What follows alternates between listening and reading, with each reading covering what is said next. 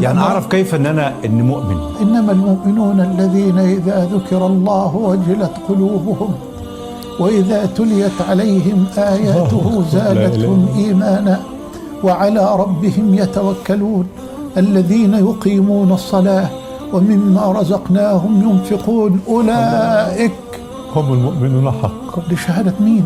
الله. بس هؤلاء هم المؤمنون حقا، هؤلاء هم المؤمنون حقا. اللهم اجعلنا منهم يا رب. اللهم امين يا رب. هذه علامات الإيمان. إذا أشرقت أنوار الإيمان على القلب سجد هذا القلب سجدة في محراب الجلال لا يقوم منها حتى يستمتع بالنظر إلى وجه الله في جنات النعيم.